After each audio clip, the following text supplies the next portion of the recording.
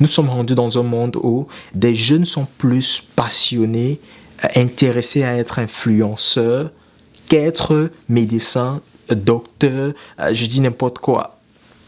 Le monde va vraiment, vraiment à l'envers. J'essaye de mettre ma carte d'identité, le numéro de ma carte d'identité de mon pays, mais ça ne passe pas. Écoutez, la carte d'identité de votre pays n'existe que dans votre pays. À l'extérieur, ça ne sert à rien. Et curieusement, ces personnes-là n'ont pas de passeport. Je ne comprends pas comment vous pouvez penser à postuler à quelque chose à l'étranger sans avoir de passeport. C'est choquant. Quoique c'est drôle, mais c'est choquant. Donc, c'est la première chose à avoir. Et je ne veux pas vraiment entrer dans les détails pour vous raconter des histoires, et celles d'ailleurs qui m'ont particulièrement concerné, où j'ai manqué des opportunités et d'autres personnes ont manqué des opportunités parce qu'ils n'avaient juste pas le passeport. Déboursez de l'argent, allez faire le passeport, gardez cela. Quand vous sentez que le moment arrive, préparez-vous. C'est de ça qu'il est question.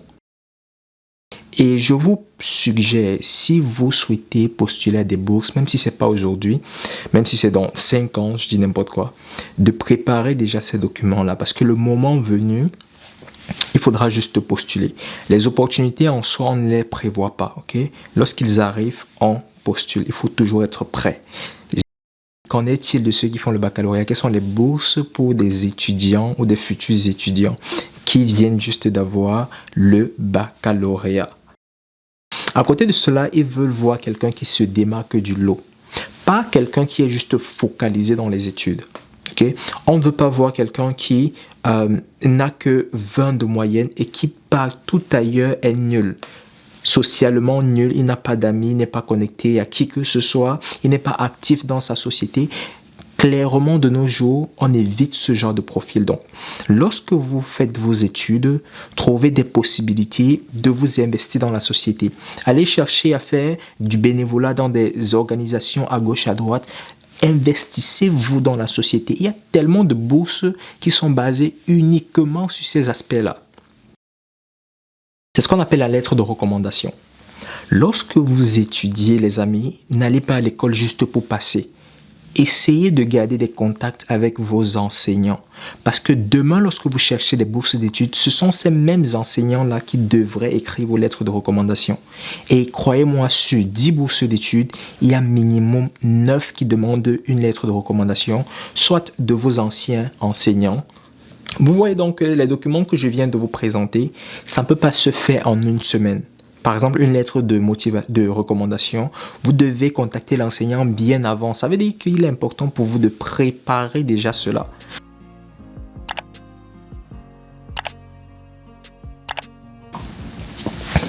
Salut à vous, j'espère que vous allez très bien.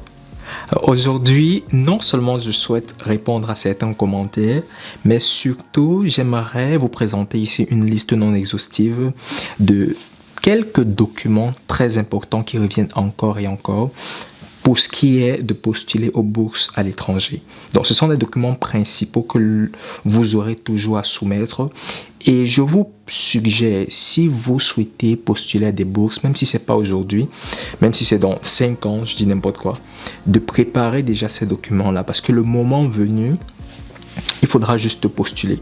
Les opportunités en soi, on ne les prévoit pas. Okay? Lorsqu'ils arrivent, on postule. Il faut toujours être prêt. Je vais donc vous présenter ces documents-là.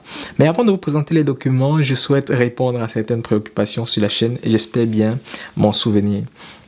Alors, il y a cette grosse préoccupation des étudiants qui font probablement terminale, qui finissent le secondaire, encore appelé baccalauréat dans le système francophone français, qui terminent dans le secondaire. Ils m'ont demandé qu'en est-il de ceux qui font le baccalauréat, quelles sont les bourses pour des étudiants ou des futurs étudiants qui viennent juste d'avoir le baccalauréat. Baccalauréat, je tiens à préciser, pas comme le système américain, c'est exactement la fin du secondaire. Alors, je ne vais pas vous répondre de façon directe, mais je tiens juste à préciser que la majorité des bourses que je vous ai présentées et la majorité des organisations que je vous ai présentées offrent très souvent des bourses pour des niveaux master, doctorat. Vraiment, on en trouve rarement la licence et encore moins le baccalauréat. Cela dit, ça ne signifie pas que voilà, ceux qui font la classe de terminale n'auront pas de bourse, pas du tout. Par ailleurs même, pendant qu'on y est, il y a quelques années de cela, postulé à une bourse niveau baccalauréat. Donc ça existe, ok, mais c'est juste rare et il faut chercher. Je pense que si j'ai assez de temps, je vous ferai une vidéo un peu plus approfondie pour des profils de baccalauréat que j'associerai d'ailleurs au profil de licence parce qu'on en trouve également très peu de bourses pour le profil de licence. Donc ça, c'est la première préoccupation que je souhaitais répondre. Les autres préoccupations, je vais les répondre dans la question que j'aborde dans cette vidéo. Voilà. Quels sont donc ces documents principaux? Celui-là qui est actuellement en train de finir, soit son Master 1 ou alors sa licence, il devrait déjà se préparer pour postuler à des bourses pour l'année qui suit. Parce qu'en soi, lorsque la bourse arrive, vous n'avez vraiment pas assez de temps pour postuler. En général, quand ça s'ouvre à peine, ça s'est ouvert à peine, ça s'est fermé. Donc, il faudrait voilà, être préparé lorsque vous souhaitez lorsque vous souhaitez postuler voilà, à des bourses. Le premier document qui est très important, c'est ce que l'établissement vous offre. C'est un formulaire pour la demande de bourse. Alors, ça varie d'établissement en établissement. Aujourd'hui, tout a été formalisé en ce sens où c'est sur le site web que vous remplissez cela. Par exemple, j'ai eu à vous parler de AIMS, African Institute for Mathematical Sciences, dont le formulaire peut vous prendre même des semaines à remplir. C'est pas pour vous décourager, mais voilà, c'est un formulaire qui vous est donné par l'établissement.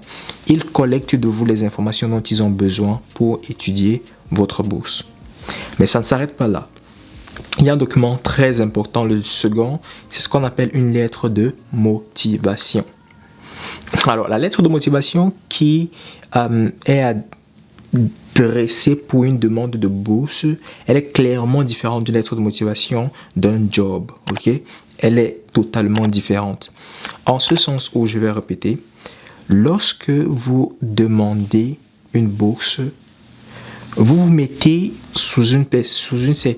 dans une certaine peau, okay? Dans un certain profil. Quels sont les profils de ceux dont on offre la bourse? Ça peut être des personnes qui sont intelligentes, dont je n'en doute pas dans votre cas. Si vous doutez, c'est dangereux.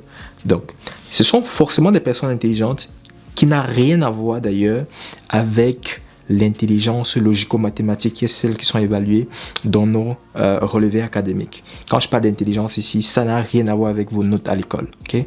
Quoique, c'est ce qui est deux fois tenu en compte, mais pas toujours. Donc, voilà le profil de ceux qui intéressent ces personnes-là.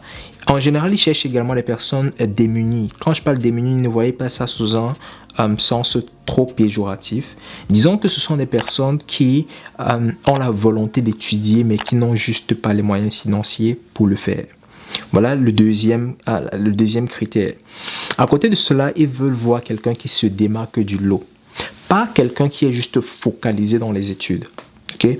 On ne veut pas voir quelqu'un qui n'a que 20 de moyenne et qui partout ailleurs est nul. Socialement nul, il n'a pas d'amis, il n'est pas connecté à qui que ce soit, il n'est pas actif dans sa société. Clairement, de nos jours, on évite ce genre de profil. Donc, lorsque vous faites vos études, trouvez des possibilités de vous investir dans la société. Allez chercher à faire du bénévolat dans des organisations à gauche, à droite. Investissez-vous dans la société. Il y a tellement de bourses qui sont basées uniquement sur ces aspects-là. D'ailleurs, petite parenthèse, j'ai été accepté à AIMS j'ai été financé pour mon master par la Mastercard Foundation. Et lorsque l'on me parle en fait du profil de personnes qu'ils demandent, ça peut être choquant, mais ça n'a strictement rien à voir avec vos relevés de notes. Strictement rien à voir. Ça, ce sont les institutions académiques qui s'en occupent. Ce sont les écoles qui regardent vos notes, pas les organisations qui veulent financer vos recherches. Donc, on veut quelqu'un qui est dynamique, quelqu'un qui n'est pas juste school-oriented, pas juste quelqu'un qui est académiquement présent et nul dans tous les autres aspects de la vie. Tenez cela en compte, investissez-vous dans du bénévolat, cherchez à faire quelque chose d'autre en dehors de vos études. Et ceci ne veut pas dire que les priorités devraient changer, ok? Trouvez juste un équilibre, trouvez juste une balance. Le troisième point, le troisième document assez important, ce sont les relevés. Cela va sans le dire que vous postulez pour une bourse d'études, vous avez besoin de soumettre vos relevés. Alors maintenant, les relevés peuvent aller même du secondaire jusqu'en master, jusqu'à en fait la classe précédente où vous êtes actuellement. Personnellement, quand je postulais pour mon doctorat, j'ai eu à soumettre des relevés qui dataient de la classe de seconde. Donc après le BEPC, la classe de seconde jusqu'en master. Imaginez pratiquement 7 ans en arrière, 8 ans en arrière même dans mon cas, on demandait encore mes relevés sur les 8 précédentes années. Donc lorsque vous étudiez de façon sérieuse.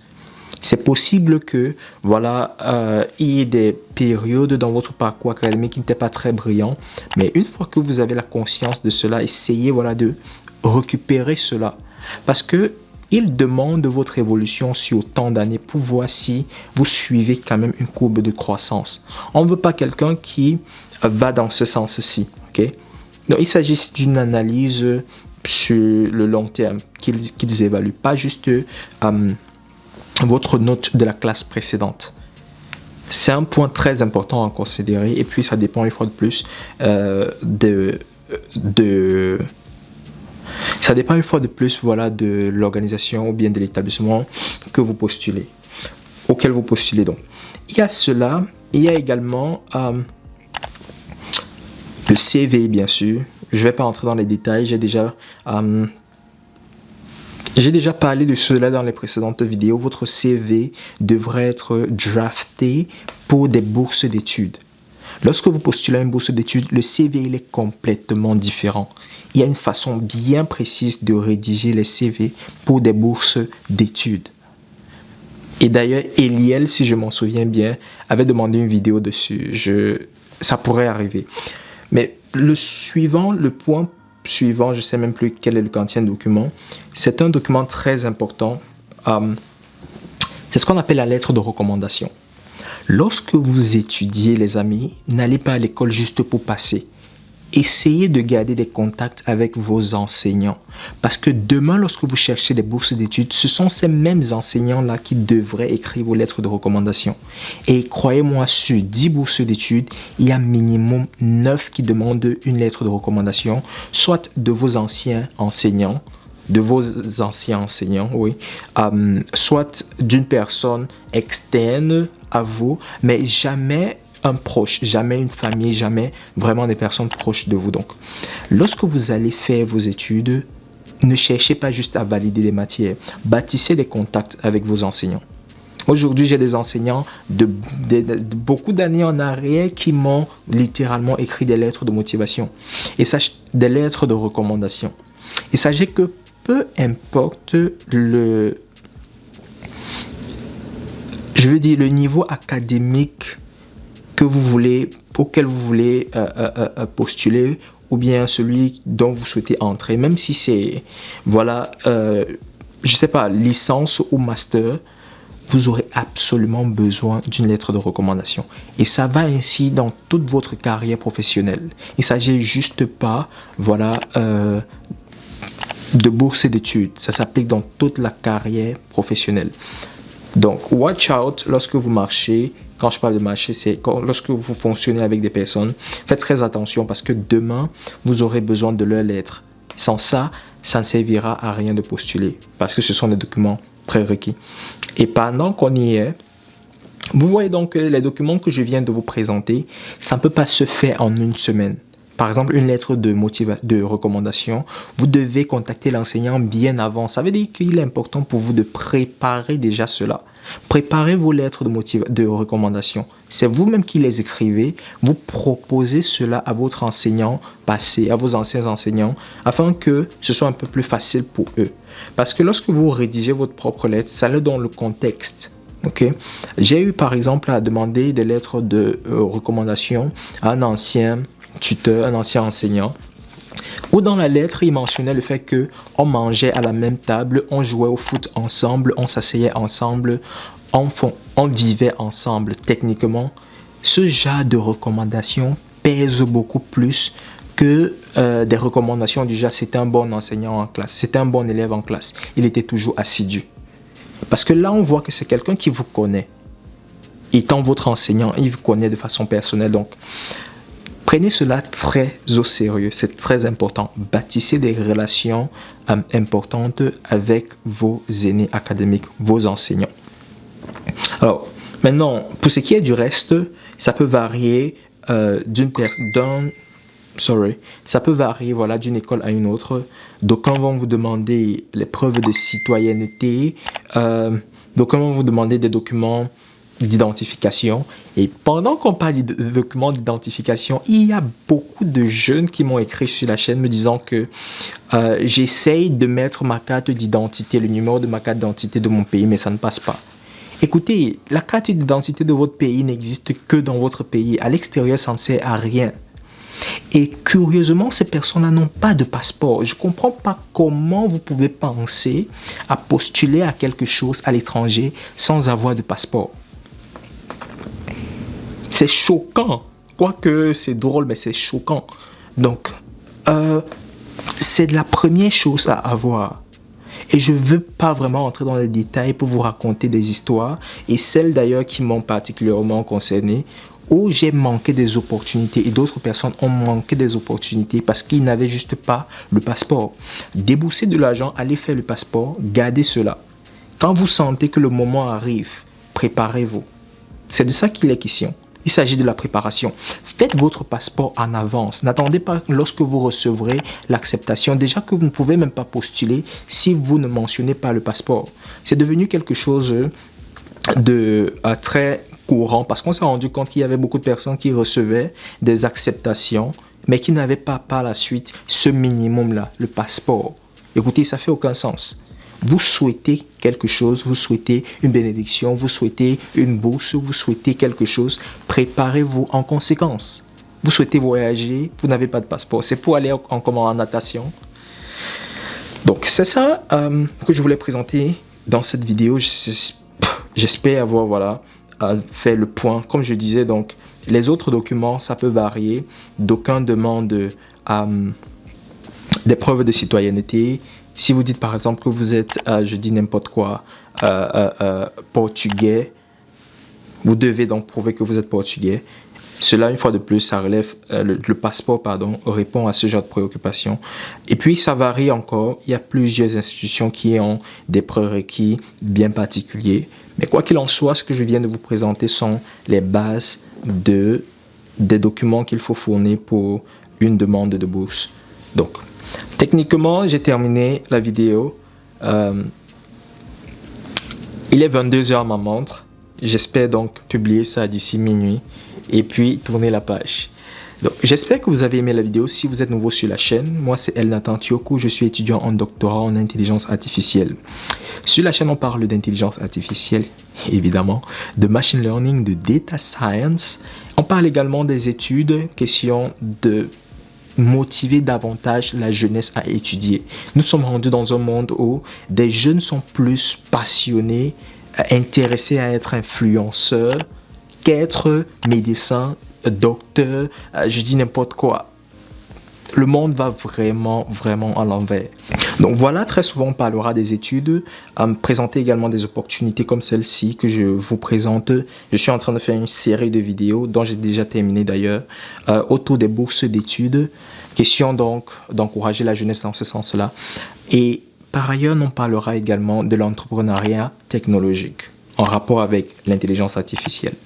Donc, je vais vous laisser ici pour cette vidéo et je vous dis donc, it's now, do it and stay hungry. Peace.